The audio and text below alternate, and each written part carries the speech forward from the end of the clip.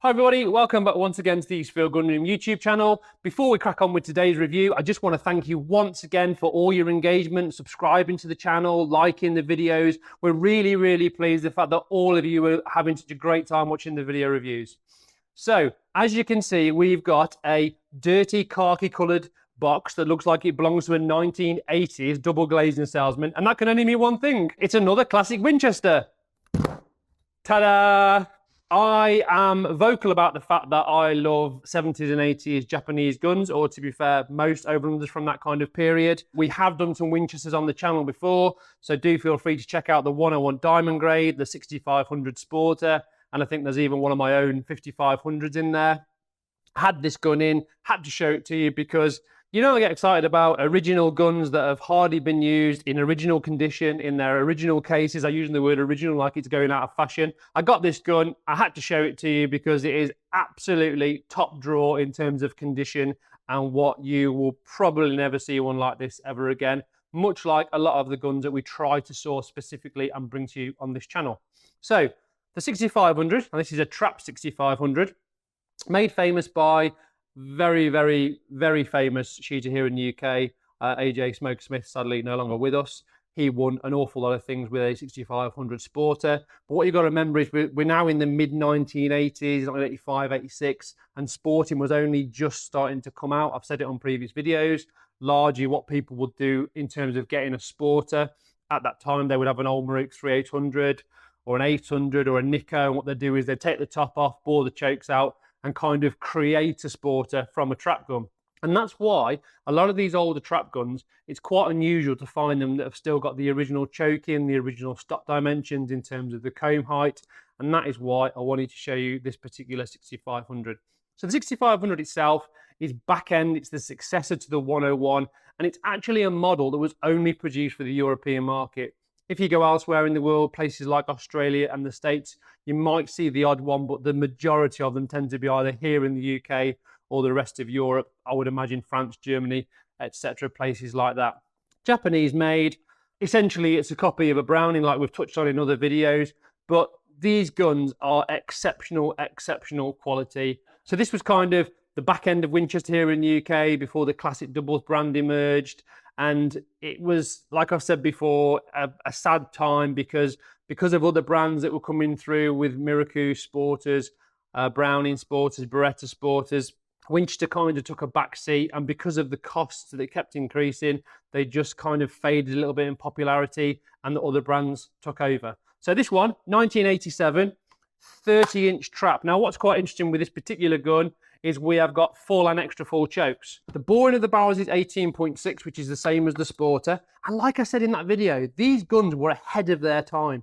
They were one of the first manufacturers, if not the first manufacturer, to backbore a barrel, to put an adjustable trigger on with multi-positioned, which is what this gun has got. So this gun is stamped up, like I said, 30-inch.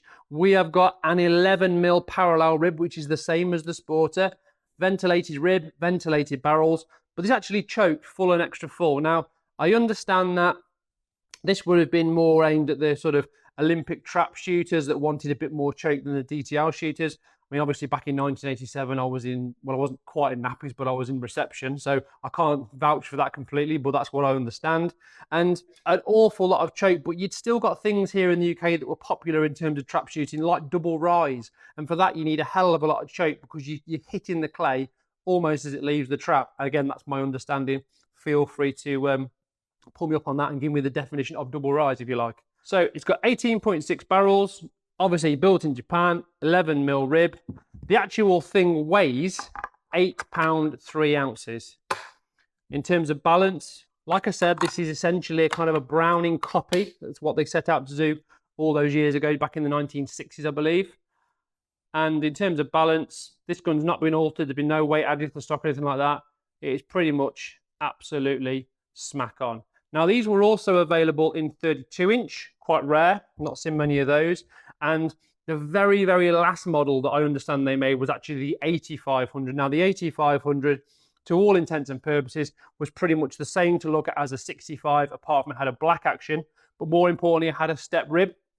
You'll notice this is a flat parallel rib, whereas the 8500 was kind of ramped at the front and then a big step right up to the end of the muzzle. Again, same as a 6500, you've got this really nice, smart kind of anodized, powder-coated top lever. Top of the fence is powder coated.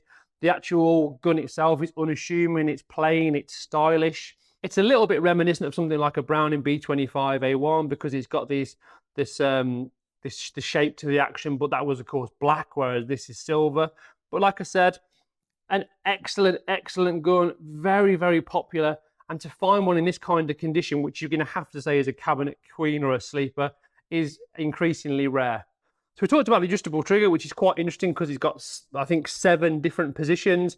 You get a modern Beretta, a modern Browning. There's only usually 3 positions on the rail for the trigger. So again, this gun was ahead of its time in many ways.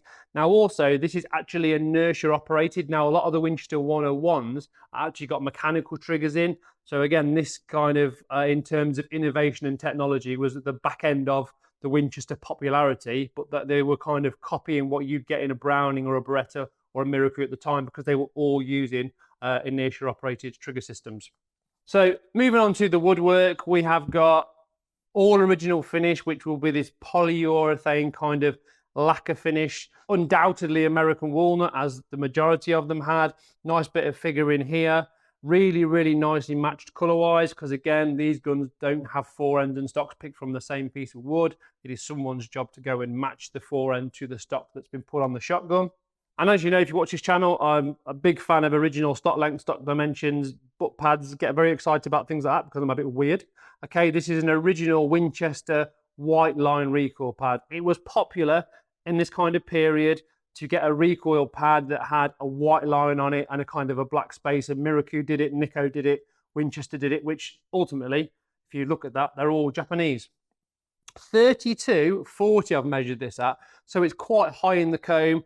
Actually comes up really, really nicely for me. If I just mount that, obviously it's too short. Stock length itself with the trigger at the front is just under 15. Now again, if you bought something like a Miracle 3800, which would have been a competitor to this gun, it would have been shorter, it would have been 14 and 5/8. So if you're a taller guy, this might have been a bit more suitable because again, going back to the 3800, you wouldn't have got an adjustable trigger as standard. It wasn't until right up till we get to the Miracle MK38 Sporter, which I think is about 2003, that Miracle actually put an adjustable trigger on a shotgun for the UK market. Interesting bit of trivia there for you. We've got a slight palm swell, right-handed. We've got double point checkering, really, really nicely done. Beaver tail fore end. And the thing just feels really, really nice. Now, despite the fact this is labelled a trap gun, with all the attributes that it's got really good balance, it's 8 pounds 3 ounces, it's got really good stock height, it feels lovely. You know, you could use this for anything. Yes, it's very tightly choked, but you'd have to look at the option of maybe teaguing it or boring it out. But what you'd end up with is a really, really universal gun, maybe fixed choke at 3/8 and 5/8, something like that. Comes out really nicely, as I've said. I think, to be honest with you, I'll be quite tempted to potentially put this one in my collection because it is a really, really nice example. And to find one that's completely untouched, completely unmolested is a very, very rare thing. Now, one thing I do want to mention is a lot of people get a bit confused today because, of course, the Winchesters are now produced under the Browning banner. They're actually made in Portugal, in Viana, which is the same factory where they manufacture the Browning Maxus. Don't get those confused with these because there is an absolute world apart in terms of the difference in the quality. There's nothing wrong with the guns that are being turned out of Portugal, but if you want to own an original Winchester, they are all made in Japan, and they've all got made in Japan actually stamped on the barrels, just so you're not in any kind of doubt. So moving on to the box, and I have touched on this in previous Winchester videos. At the time this gun was new, it was been quite a lot of money in comparison to some of the other guns that were available that were becoming more and more popular.